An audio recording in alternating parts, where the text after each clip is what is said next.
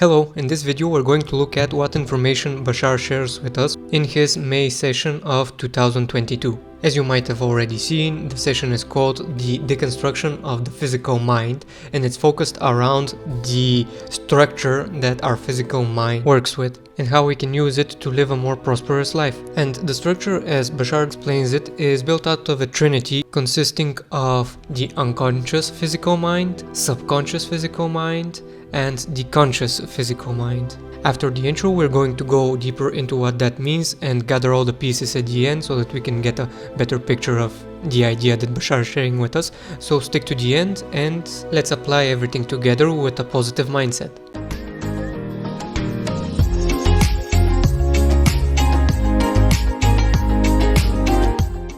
If you don't know who Bashar is, you can check out the short description that we have in the KeyPracticalBuild.com website, or visit his website, which link as well as the one for the session you can find down below in the description of the video. If you're new to the channel, remember to subscribe so that you can keep an eye out for the new videos and receive notifications for when they are being uploaded.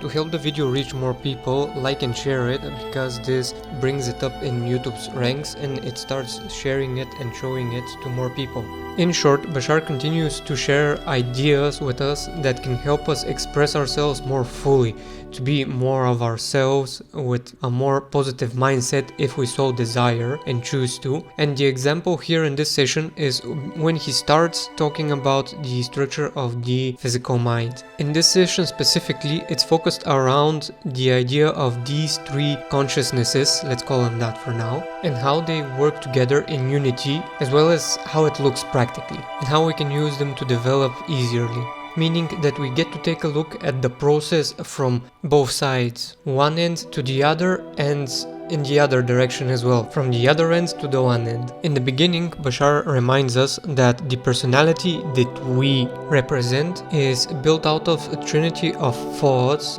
consisting of belief, emotion, and thought processes. This trinity is directly connected to what we mentioned in the beginning before the intro, meaning the three forms of the physical mind. And something that Bashar underlines and brings our attention to is that the unconscious physical mind and the subconscious physical mind, rather than staying below how we usually interpret it, they stay above the conscious physical mind because they hold more information and work with the conscious mind by helping it accept and understand more concepts, ideas. The analogy that Bashar gives us regarding the unconscious mind is the similarity that it has with the higher mind, where the higher mind has all the information that we need to where we should be, where we should go, what we should do, etc. And the unconscious mind holds that information.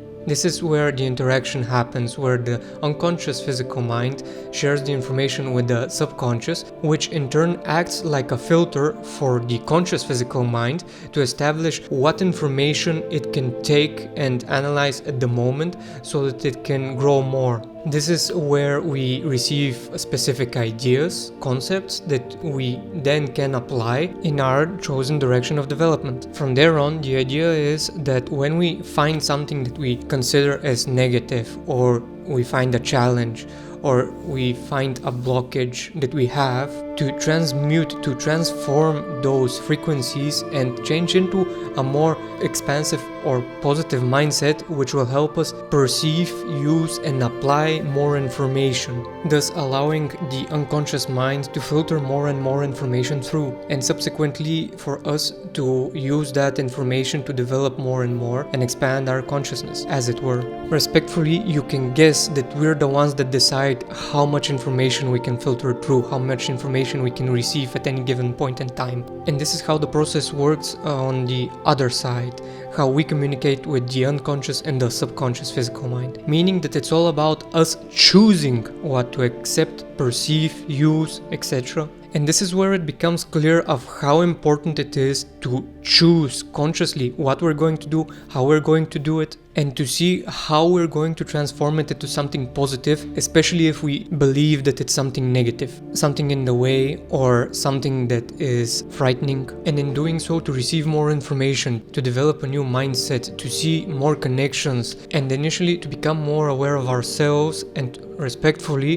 the world around us. Why something is happening, why is it happening to us, what can we do with it, how can we use it, which is where we start to consciously make choices for what our world should be, i.e. to create our own world. So as you can see, this whole session is about how our choice about how we will perceive and use a piece of information affects everything around us, including ourselves. This should sound easy enough because step by step things just happened and we do them, whereas they don't actually get harder because once we expand, we can take on more, which means that everything is as hard as it's going to be and it's on the same level. It's only the perspective of our old mindset that can get in the way of us continuing forward. And it's because it doesn't have the experience to deal with the new experiences, but these experiences hold the information inside themselves, so what we can do is trust them, accept them, and this is how again we accept information,